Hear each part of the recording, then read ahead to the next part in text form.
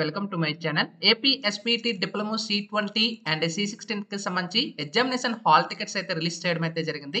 And hall tickets ఏ విధంగా download చేసుకోవాలి and C23 కి సంబంధించి ఎగ్జామినేషన్ టైం టేబుల్ అనేది కూడా మనకి చేంజ్ చేసేసారు.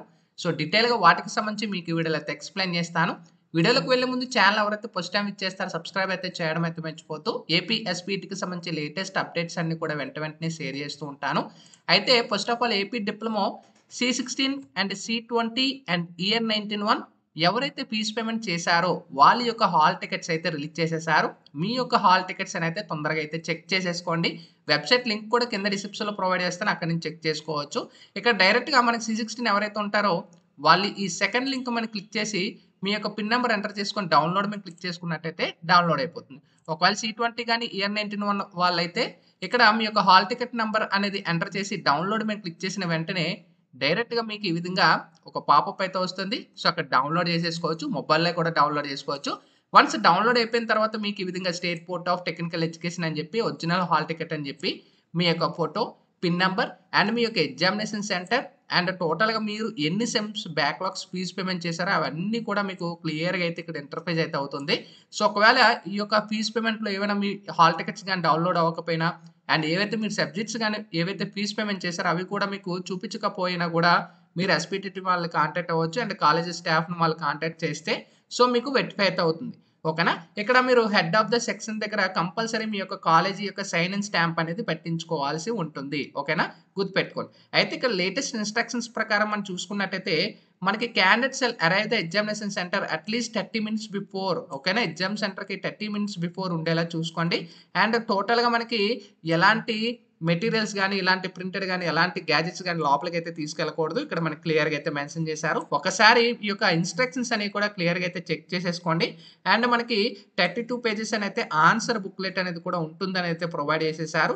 అండ్ ఇక్కడ all the registration candidate of first year supplementary C20 and year 20 should re-download the hall ticket with updated center codes before the commencement of examination. Updated centre codes అని అయితే మనకి update అయ్యే check చేసుకోండి. ఓకేనా. అయితే మనకి back వెళ్ళినట్టయితే ఇంకో లేటెస్ట్ అప్డేట్ అయితే C23 వాళ్ళకైతే ఒక అప్డేట్ అయితే వచ్చింది. ఇక్కడ మనకి గమనించవచ్చు C23 వాళ్ళకి ఈ యొక్క అప్డేట్ అనేది వచ్చేసింది. మనకి revised time table for C23 diploma first year examination. ఓకేనా, గతంలో మీకు ఏవైతే టైం టేబుల్ అయితే రిలీజ్ చేశారో ఇప్పుడు కంప్లీట్గా మనకి షెడ్యూల్ అనేది చేంజ్ చేసేసారు. యాక్చువల్గా మనకి C23 diploma first year examinations అని అయితే మనకి మే 2వ తారీఖు నుంచి ఆఫ్టర్నూన్ సీజన్లో మనకి 2 PM to 5 PM అయితే కండక్ట్ చేస్తున్నారు.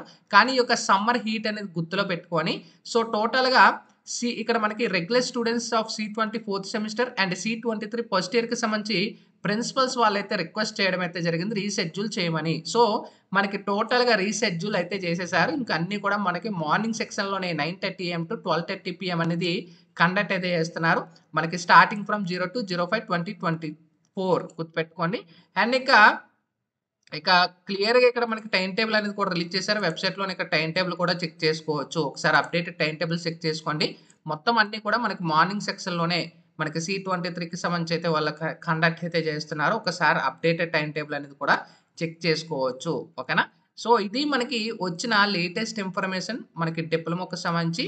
అండ్ ఇక్కడ మనకి కొన్ని డ్రాయింగ్ ఎగ్జామ్కి సంబంధించి కూడా మనకి యాక్చువల్గా మార్నింగ్ కండక్ట్ చేయాలి. కాకపోతే మనకి ల్యాక్ ఆఫ్ అంటే ఈ యొక్క ఎగ్జామ్ హాల్ సరిపోదు తప్పించి వాటి కోసం అనేది మనకి ఆఫ్టర్నూన్ అయితే కండక్ట్ చేస్తున్నారు. ఇక్కడ మనకి రెడ్ లెటర్లో అంటే రెడ్ కలర్లో మనకి మెన్షన్ చేశారు. ఓకేనా, గుర్తుపెట్టుకోండి. ఇది మనకి లేటెస్ట్గా వచ్చిన information. Sign up bye friends. Thank you.